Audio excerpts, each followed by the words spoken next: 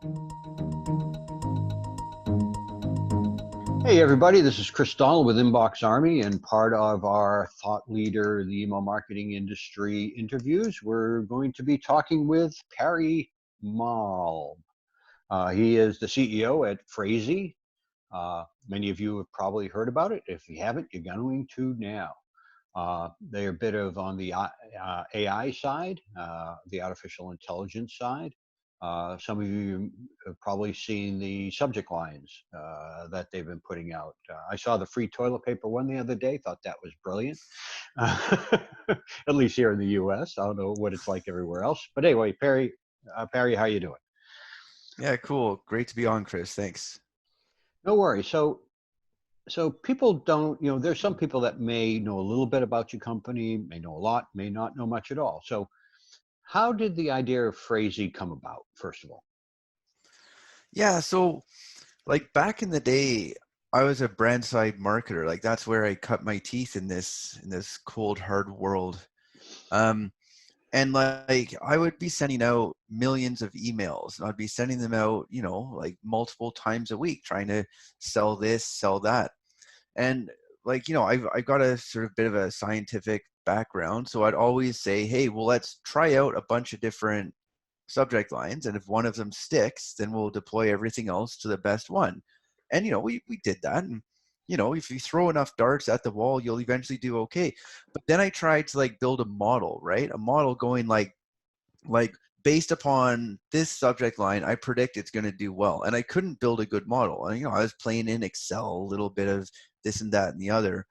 um so then I got to thinking about it, and it's like it was actually a really hard problem because there's so many factors in language that dictate what works and what doesn't work. It's not as simple as like AdWords, where you just change one keyword and all of a sudden you're a billionaire or whatever. So I basically left that brand side marketing job and I joined an ESP. And I wound up rising to be head of the customer success team. So I dealt with thousands of different marketers all around the world, and the question that they would always ask me is, what's a good subject line? My answer was always, well, just try out a bunch of stuff and see what works. And that always just felt really lame to me. It just felt like surely I can do better.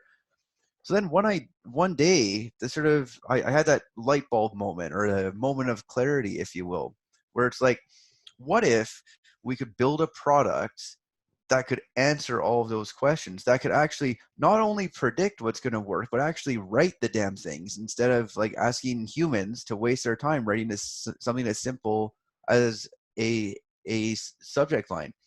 So I got together with a guy that I studied computer science with 20 something years ago. He's like a PhD AI guy. And we used to do projects back in the day in college where he'd do all of the hard work, I'd shine it up, and we get A pluses. So we're kind of doing the same thing now. Us and then a third founder, Victoria, the three of us formed Phrasee 5 and a bit years ago. And fast forward to now, like if you get emails from like, eBay, Groupon, Hilton, companies like that, then you've experienced our software without knowing us. They use us across all sorts of different marketing channels to get more opens, more clicks, and ultimately more conversions. Very cool. Very cool. Um, yeah, like I said before, I saw the free toilet paper one. Um, and I loved it for a couple of reasons. One, it was short, it was topical, right on point. Lots of people were like, oh, like, well, free toilet paper, right? But it also that the fact that it had the word free in it, because we hear the silliness out there that you can't put certain words in a subject line, which is really not true. Maybe free porn might have had a problem, but or free Viagra, that might have an issue. But generally, for the word free isn't it used to be the spam words, right, or whatever, um, that don't really exist so much anymore. But anyway, so explain how Phrasee works. How do you use it? How does the process go? Yeah, so like let's think back in the day, right? Where let's think, 10 years ago, before Phrasee existed whatsoever, before this wasn't even like an idea of mine, let alone even technically possible, right? The way that things would work is if you had an email campaign set up, let's say you're a shoe company and you're selling shoes at half off, you then go and write a brief to a copywriter, right? And you go, hey, I got this campaign going out, shoes at half off. The copywriter would then go and they'd write a few different subject lines. Then they'd send them off to you. You'd put in your 2 cents, go, I kind of preferred that one, but I might tweak it here, tweak it there. Then you'd show it to your coworker and they'd put in their 2 cents. You'd show it to your boss. You'd show it, hell, to the CEO, to the janitor. I mean, everybody has opinions about language. And the version that you would wind up using is not the best one, like not the objectively best one, but the one that the person with the most persuasive argument convinced you was best. So there's a real problem there. You're picking stuff based upon gut feeling. Yeah, it's a So gut. now, Yeah, it's a bias yeah, almost, right? Yeah, totally. right. It's all bias, and we were beholden to these fancy suit wearing Don Draper types. You know, and back in the day, that was fine because you didn't need very much copy. But now that we can automate all sorts of emails, Facebook ads, push messages, AdWords, all this stuff, Don Draper was a soldier. These days, you need an army, right? Right. So the new way of working is instead of briefing your copywriter and then injecting all of your beliefs and axioms and mores, instead you log into the Phrasee platform and brief the Phrasee platform. It then generates language for you that then you treat in your distribution channel of choice, be it email, push, Facebook, what have you. But what Phrasee does that's more efficient than what a human does, first of all, is they can write faster and, believe it or not, more creative, because humans aren't actually as creative as we give ourselves credit for. But then secondly, it can predict which one is going to work without any of this bias. So what you get is something that can write faster and better than humans and then predict what's going to work. You marry those two and you get effective language in your subject lines or your Facebook ads, push messages that make you more money. Yeah, I mean, because yeah, you're right. I mean, the way most people even now do it, and I'm speaking everyone, whether they're small business, mid-size, enterprise brand, a lot of them do the A/B testing thing, right? Let's get 2 subject lines and see which one does better over a 4-hour period, which is just a train wreck anyway, right? I mean, that was always the sort of the standard test of subject lines, right? We're going to do an A/B test. We're going to use this subject line, and we're going to let it run for 4 hours to, 10% goes to A, 10% goes to B, and the rest goes to everybody else once the winner comes in 4 hours. Of course, most A/B testing is flawed, and we actually had an interview with Kath Pay on A/B testing. So whether that comes before this interview, we'll see. But the problem with those is in 4 hours, the answer may be A or B. Let's say it's A, but in 8 hours, it's B. And in 24 hours, it's A again, right? Or it may stay B because it's the length of time and actual numbers of opening, and also people test against bad segmentation as well. So there's that. Anyway, well, yeah. Just on that point, like, there's nothing inherently flawed with A/B tests. In fact, like I strongly believe that people should be A/B testing. In fact, A through H testing is generally what Phrasee recommends. And due to some of the limitations of ESPs out there, you do need to set a defined time window because you can't run a test for like all time. But where people are flawed in how they test is they'll say, I need to make a hypothesis, and they'll follow this like social science based hypothetical structure going, today I'm going to test a long subject line versus a short subject line. And my hypothesis is that short is better. But the mistake that they're making, right, is that they're isolating a variable, but they're actually not isolating a variable that they can control. Long versus short means nothing. What you're actually testing is more information, more language versus less information and less language, right? Or what people will often do is they'll say, so I'm going to try, new shoes half off or brand new shoes half off. So it's only this tiny little incremental difference, which means that there's not a lot of experimental space being looked at. Ergo, your end results after 4 hours, 6 hours, 8 hours are going to be marginal, right? So what a more effective approach to testing is to, first of all, test out as many diverse things as possible so you can get that sort of, ultimate impact. Because when you build a model, you don't just want to test out new versus brand new. You want to test out as many diverse things as possible to build a better model. And then secondly, don't rely upon um, um, inexperienced humans to set what the hypothetical parameters are, because what humans do is they create hypotheses based upon um, the sort of The outcome they want. yeah, and based upon heuristics which they have, because there's so many components within language. We're talking about thousands of different linguistic parameters. Humans cannot comprehend all of that. So we then like create these heuristics and we go, today we're going to be testing, it's a proposition email versus a non-proposition email. But that's bullshit. You can't Right. test that out. Nope. Nope. I agree. So, right now it's got to be strange. And I'm sure some of these companies working with that use Phrasee are sending COVID-19 emails, right? Um, what have you seen there with changes or with companies that use that are looking at that type of subject line or just the engagement of that so far, kind of what's happening there? Do you see an increase, a decrease? Yeah. What do you see? Well, so first of all, on the topic of COVID-19, the reason why I look dark and disheveled is because I'm in my home office that doesn't have very good lighting and all the barbers are closed. So um, I would like to assure the viewing audience that I am not a hobo. I do actually have a job and a house. Um, but to your point about COVID messaging, absolutely. And this has been a real struggle. And I think the first instinct was like, I never knew how many CEOs there were in the world who could email me about what their COVID strategy was. That was good at first, but then everybody did it and it turned into a bit of a joke. I mean, I got a message from the CEO of a restaurant in Harlem, New York that I went to once in 2011. And I'm very happy to tell you guys that they are following a strict hygiene practice. So you're welcome to go back anytime. Doesn't help that they're 5,000 miles away from my house. You can't travel anywhere. Right. What we found, we've done a lot of work with our customers in the last little bit to sort of ensure that the language that is generated is as sensitive as possible. Because what you don't want to do is you don't want to be using these high urgency messages right now. You don't want to be using these high pressure tactics because it's just tacky, and it's tacky in normal times, but it's even tackier right now.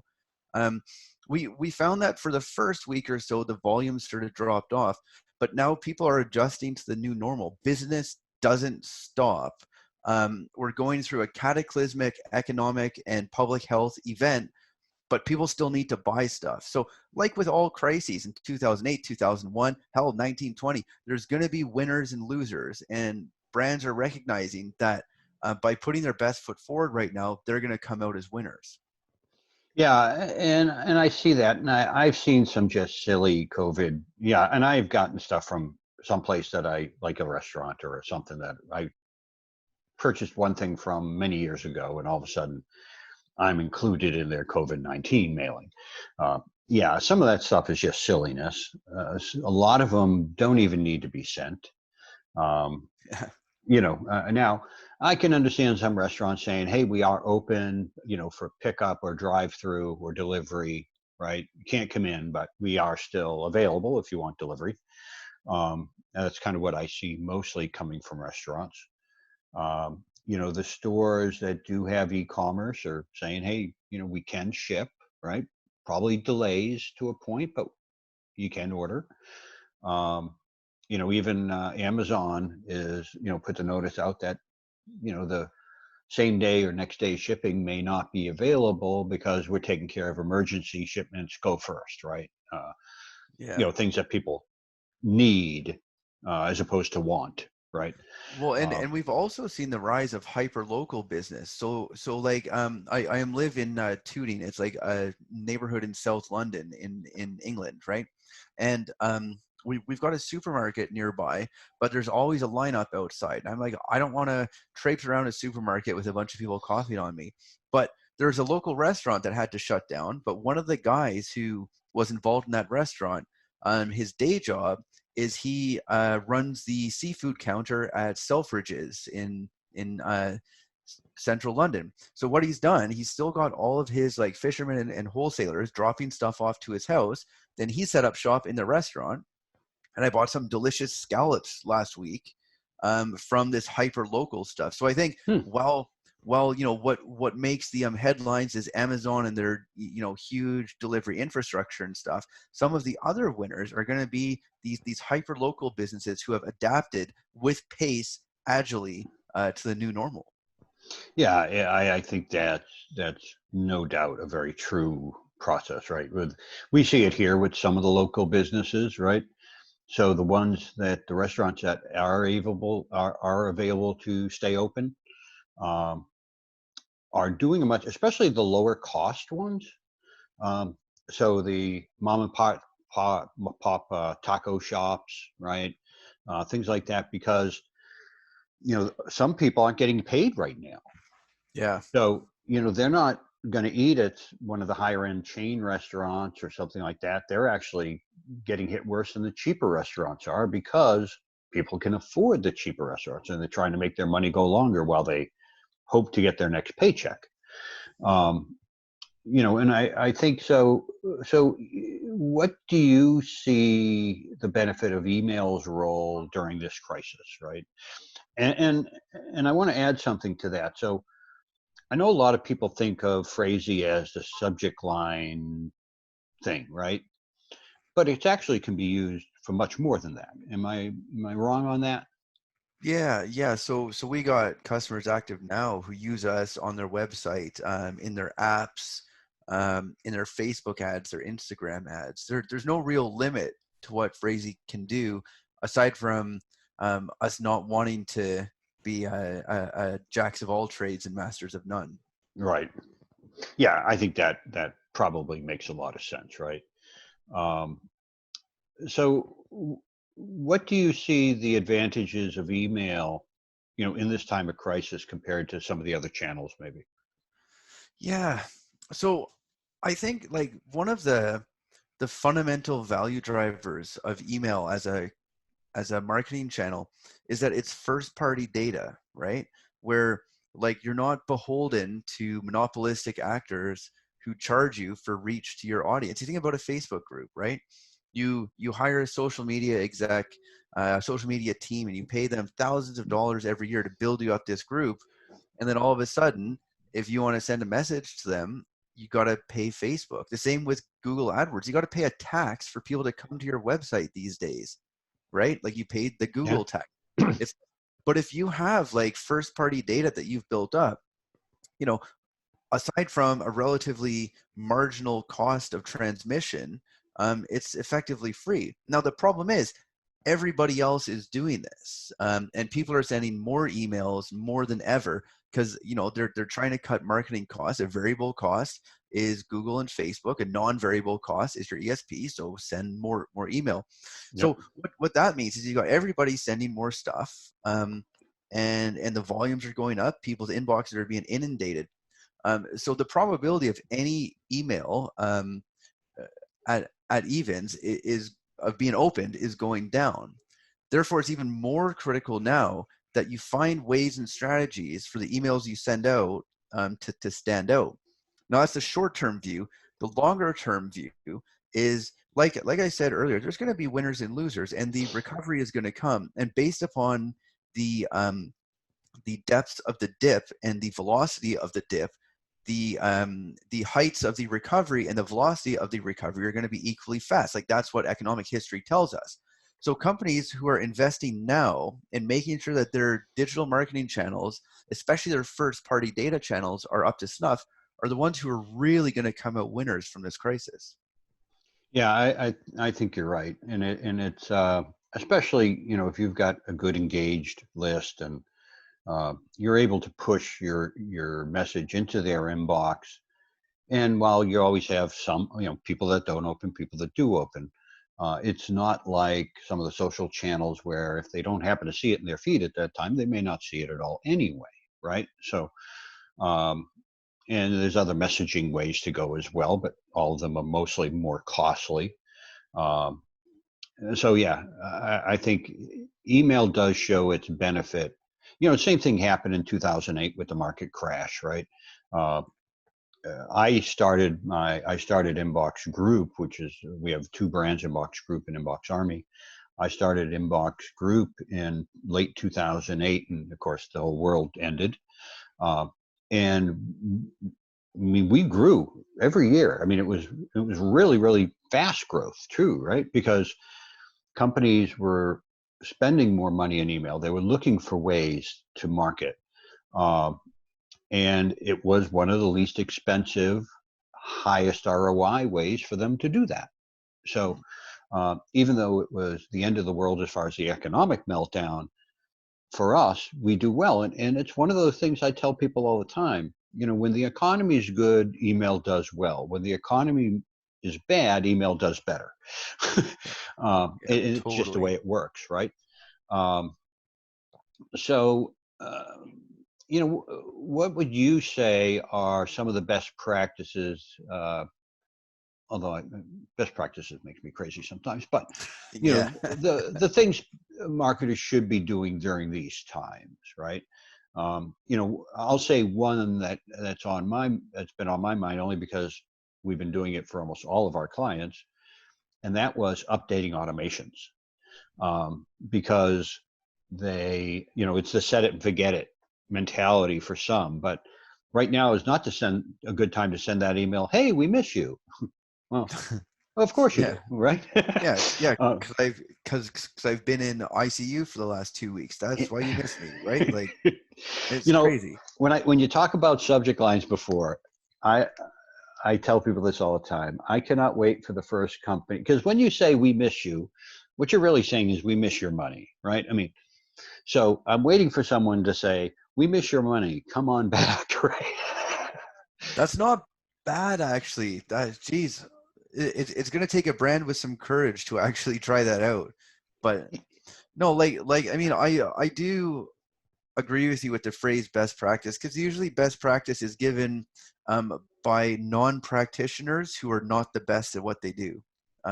So the term itself doesn't mean too much. But like from what I've seen is yeah, things suck right now, but you shouldn't stop marketing. You should apply human-driven filters to how you're marketing. I think you're absolutely right with like automation programs. And I think if anything else, this shows how well automation a few years ago seemed like the panacea to all of marketing's troubles. When the shit hits the fan, it doesn't look so good after all, right? Um, but I think like now it like for sort of counter cyclical brands, so your supermarkets, your drugstores, Yep. utilities. I mean, there's no reason to stop marketing. And also for e-commerce brands, there's even less reason to stop marketing. Like I mean, I think I read how every American is getting a $1,200 check as like um, a, a, a sort of like stay afloat check as part Yeah. of the bailout package. They're gonna spend that money. That money is going to get cycled into the economy very, very quickly. That's the nature of universal basic incomes. Therefore, you want your brand to be top of mind so that when people are going to cycle that $1,200 into the market, you get some wallet share and not your competition. Yep. No, I completely agree. Because we've had some clients come to us and say, "Hey, we want to stop everything for a while," and I'm going, "Well, you can't, right? It doesn't make sense." I mean, first of all, you want to let them know that you're alive because you are still up for business, right? Yes, because you're in the travel industry, this might not be a good time, but you need to touch your list to keep it alive, engaged, cleaned up, right? I mean, just let them know you're alive and you're still here for them when they're ready. You may give them some other information, right? It may be time to, do some other type of messaging that isn't sales, right? So, community, um, things like this, something that you can connect with, right? And it doesn't have to be a lot. Once every couple of weeks, even 2, 3 weeks is fine. But to go from sending 3 times a week to nothing and stopping for 2 months in a row, makes no sense at all, right? Totally. Um, Like we've not stopped doing our marketing whatsoever. I mean, we have a weekly newsletter that goes out normally every Thursday at 2 o'clock Dallas time, actually. Um, and we even sent out an April Fool's one because like as long as you're tactful and as long as you're just not being stupid, then like first of all, people need a laugh right now more than ever. It's an incredibly stressful time, and it's a ubiquitously stressful time where everybody is equally stressed out. Just So if we can't have a bit of a laugh and like lighten the mood a little bit, then what are we doing here, right? yeah, yeah. Like some of the memes you see that are funny is people, uh, before before having to stay at home, and it's really skinny, and then after staying at home for 3 weeks and now they're fat, right? Yeah. Well, Because we snack. I've fortunately lost weight because part of the sort of working culture in Britain is, on Thursdays and Fridays after work, you pop to the pub and knock back a couple of pints of lager. Well, I've Mhm. knocked that right on the head. Now I haven't had a drink for a couple of weeks now, so I've shed off about 10 kilos or something. So Oh, there you go. I'm fighting for him now. Let's go send some emails, man. Yeah. Very good. Very good. Yeah, it's funny. It's because, you know, as human beings, we're creatures of habit, right? So we like to do things in a certain way. We kind of get in our normal process, right? Of we go to work, we may stop for coffee at a certain place every morning. Um, there is comfort in repetition, right?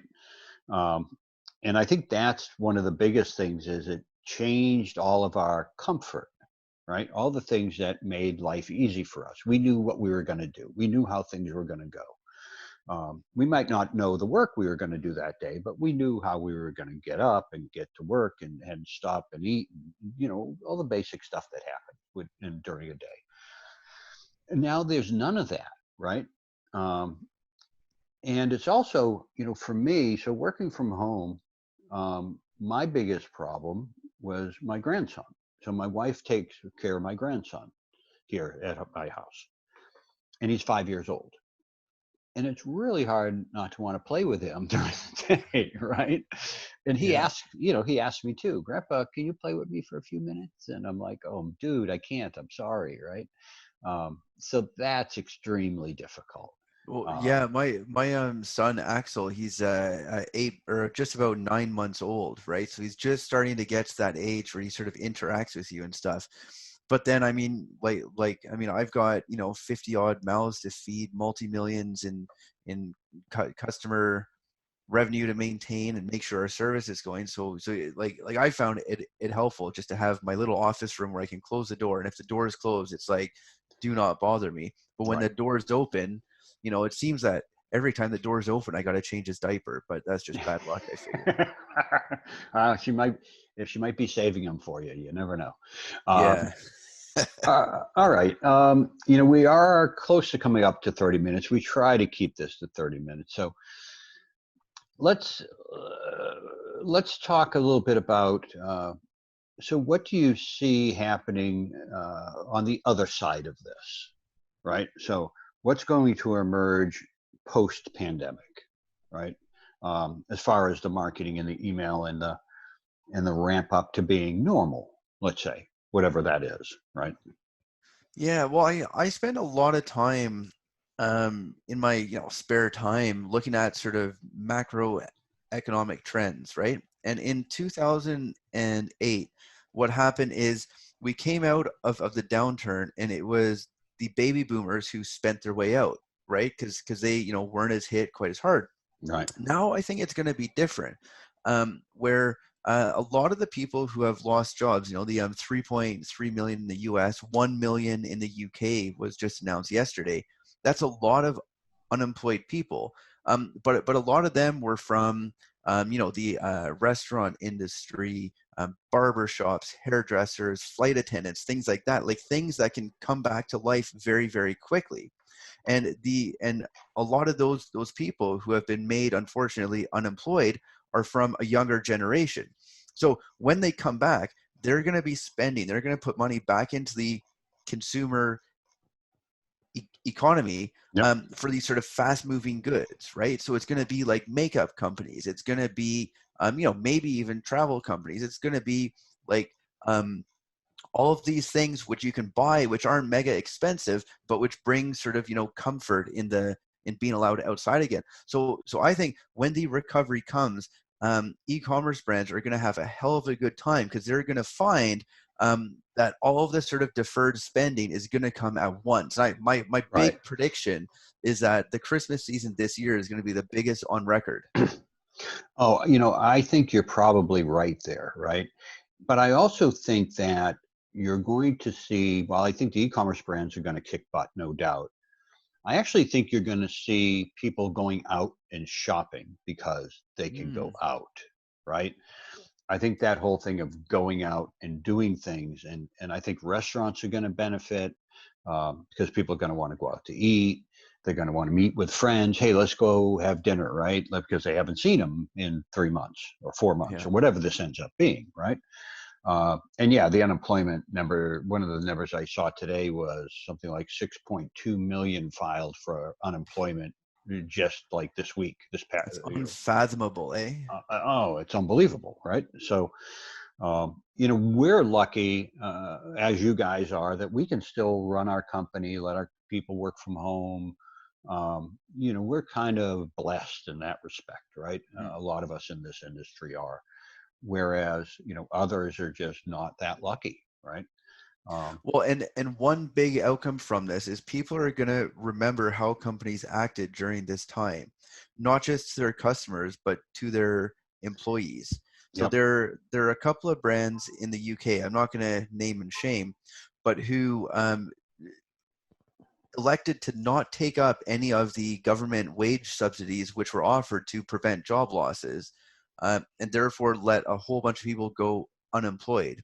And Yes. you just think like these are sort of name brands. One's a pub chain, right, which has a pub in every town in Britain.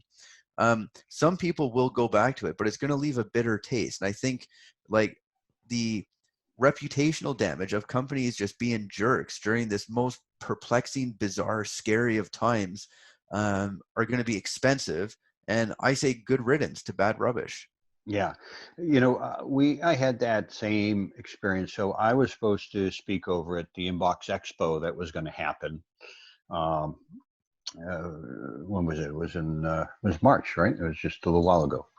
Um, and because of this, couldn't go, right?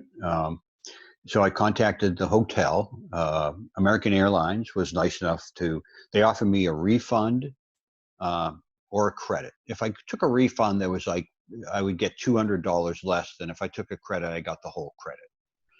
And the credit could be used within 12 months, unless, something crazy really happened, right? Um, so I took the credit, right? Because I know I've got other conferences to go to and all that. But the hotel over in not too far from, it's sort of the London Bridge area. Um, they said, sorry, no free refunds. That's what our policy says, right? And I'm going, really? And and they did have a force majeure in their terms of service, right? So uh, that's the way I ended up attacking them Yeah. um, when both countries basically shut down, right? Um, I said, even if I could fly to UK, I can't come back. Yeah. And now I can't even fly. Now I can't even go there anymore. So they did eventually give a refund.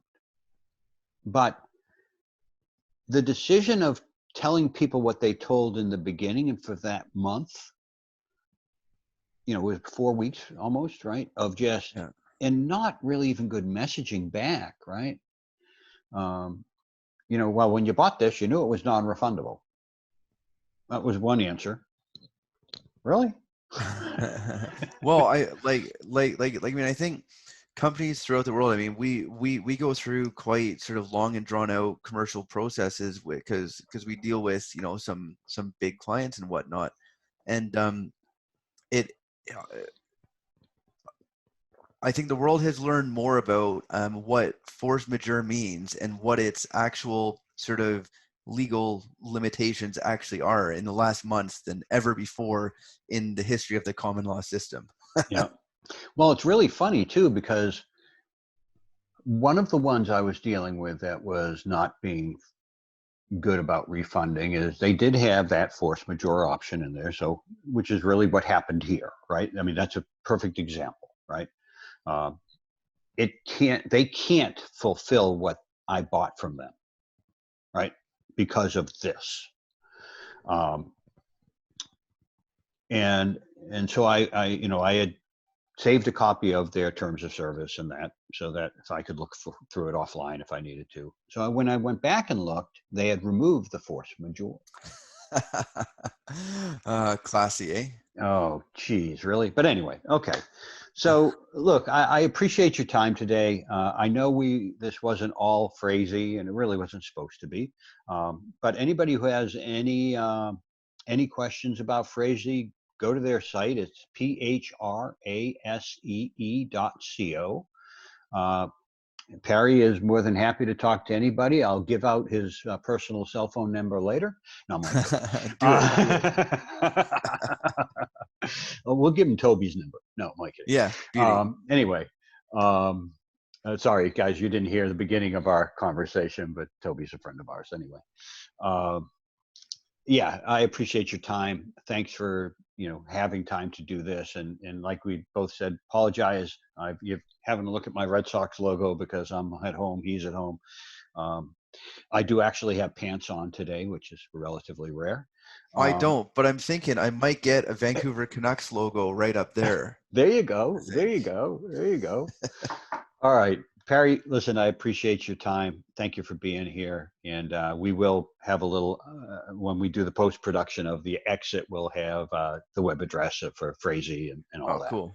All right. Right on, man. Cool, man. Good to catch up. Take it easy and stay safe and all that, bud. You too. And everybody else, stay safe out there. Stay home. Do what you're supposed to do, and we'll get through this. Thank you.